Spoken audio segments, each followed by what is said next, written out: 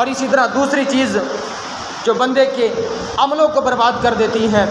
وہ ہے نبی کریم صلی اللہ تعالیٰ علیہ وآلہ وسلم کی بے ادبی اور گستاخی۔ حضور کی اگر اس نے ذرا بر بھی بے ادبی کی یا گستاخی کی تو اس کا ایمان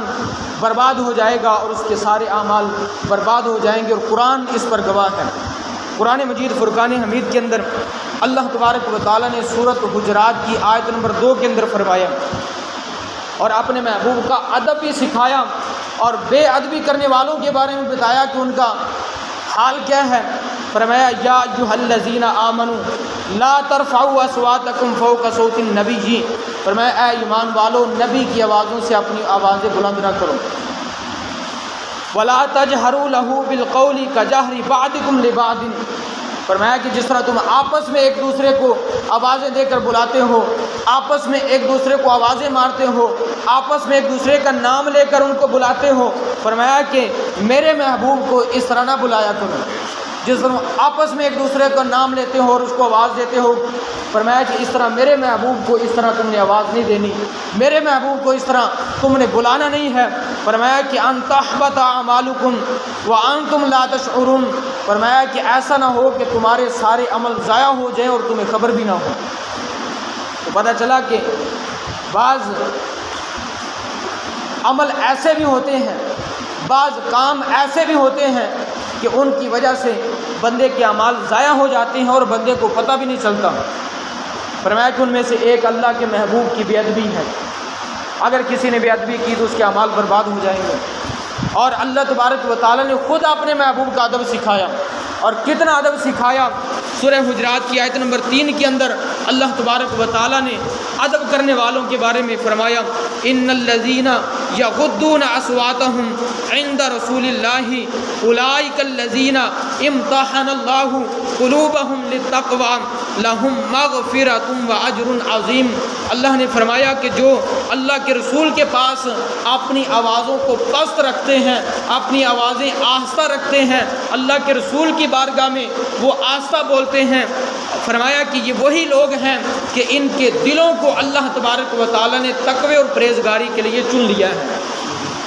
اور فرمایا کہ یہی وہ لوگ ہیں لہم مغفرۃ واجر عظیم، جن کے لیے بخشش بھی ہے اور بہت بڑا اجر و ثواب بھی ہے۔ تو یہ ادب کرنے والوں کا مقام ہے اور ادب کرنے والوں کے لیے اجر ہے۔ اور فرمایا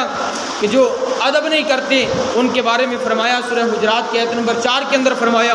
ان الذین ینادونک من وراء الحجرات اکثرهم لا یعقلون، فرمایا کہ جو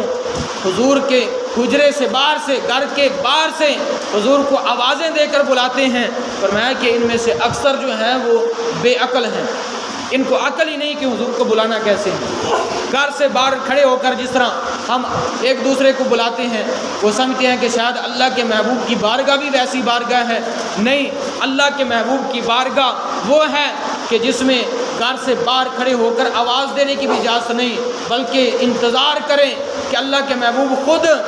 باہر تشریف لائیں اور اس کے بعد وہ بندہ اپنی حاجت اور اپنا سوال پیش کرے، ورنہ باہر کھڑا ہو کر انتظار کرتا رہے۔ اس حد تک اللہ تبارک و تعالیٰ نے اپنے محبوب کی بارگاہ کا ادب سکھایا ہے۔ تو اب اگر کوئی حضور کی بے ادبی کرتا ہے، حضور کی گستاخی کرتا ہے، اور اس کے بعد وہ یہ بھی سمجھے کہ میں سب سے بڑا مسلمان ہوں، سب سے پکا مسلمان ہوں، حضور کی گستاخی کرنے والوں سے یاریاں بھی لگاتا ہو، رشتہ داریاں بھی بناتا ہو، اور ان کے ساتھ ان کا اٹھنا بیٹھنا بھی ہو، اور ان کو اپنا سب کچھ سمجھتا ہو، اور پھر یہ بھی کہے کہ میں مسلمان ہوں۔ نہیں، حضور کی بے ادبی اور گستاخی کرنے والے کا ایمان ختم ہو چکا، اس کے اعمال برباد ہو چکے۔ اب اگر کوئی گستاخوں کے ساتھ یاری لگاتا ہے تو یہ کیسے ہو سکتا ہے کہ وہ بندہ مسلمان رہے؟ اللہ تبارک و تعالیٰ کے محبوب کی گستاخی یہ رب کو بالکل بھی پسند نہیں ہے۔ اگر پسند ہوتی تو رب اپنے محبوب کی بارگاہ کا اتنا ادب نہ سکھاتا کہ تم نے میرے محبوب کی بارگاہ میں آواز بھی اونچی نہیں کرنی، اس حد تک ادب سکھایا۔ تو یہاں سے پتہ چلا کہ یہ حضور کی بے ادبی یہ ایسا گناہ ہے کہ جس کی وجہ سے بندے کے اعمال بھی برباد ہو جاتے ہیں اور بندے کا ایمان بھی برباد ہو جاتا ہے۔